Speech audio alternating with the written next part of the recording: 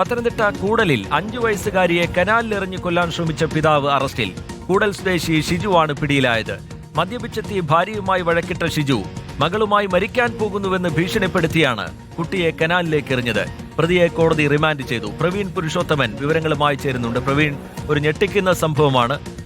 വെറും 5 വയസ്സ് മാത്രം പ്രായമുള്ള കുഞ്ഞിനെ കനാലിലെറിഞ്ഞ് കൊലപ്പെടുത്താൻ പിതാവ് തന്നെ ശ്രമിച്ചു. സമയോചിതമായി നാട്ടുകാരുടെ ഇടപെടൽ ഉണ്ടായതിനെ തുടർന്നാണ് ആ കുഞ്ഞിന്റെ ജീവൻ രക്ഷിക്കാൻ കഴിഞ്ഞത്. എന്താണ് സംഭവിച്ചത്? വിവരങ്ങൾ എന്താണ് പ്രവീൺ പുരുഷോത്തമൻ? ഈ ഷിജു എന്ന് പറയുന്ന ആൾ സ്ഥിരം വീട്ടിൽ മദ്യപിച്ച് എത്തുകയും ഭാര്യയുമായി വഴക്ക് ഉണ്ടാക്കുന്ന ഒരാൾ കൂടിയാണ്.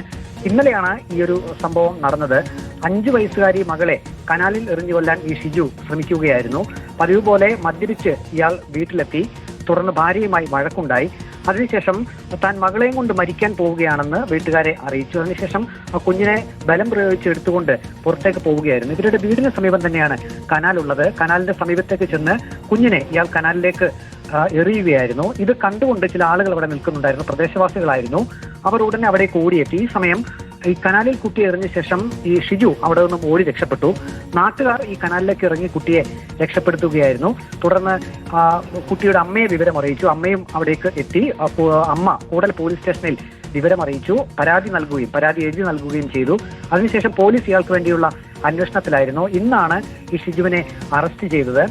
കോന്നി ഇൻസ്പെക്ടർ സുധീറിന്റെ നേതൃത്വത്തിലുള്ള പോലീസ് സംഘമാണ് ഈ പ്രതിയെ അറസ്റ്റ് ചെയ്തത്. അതിനുശേഷം കോടതിയിൽ ഹാജരാക്കിയിട്ടുണ്ട്. റിമാൻഡ് ചെയ്യുകയും ചെയ്തു പ്രതിയെ. ഓക്കെ, പ്രവീൺ പുരുഷോത്തമനാണ് വിവരങ്ങൾ നൽകിയത്. നാട്ടുകാർ കൃത്യസമയത്ത് എത്തിയില്ലായിരുന്നുവെങ്കിൽ ഒരുപക്ഷെ ആ കുഞ്ഞിന്റെ ജീവൻ നഷ്ടമായേനെ.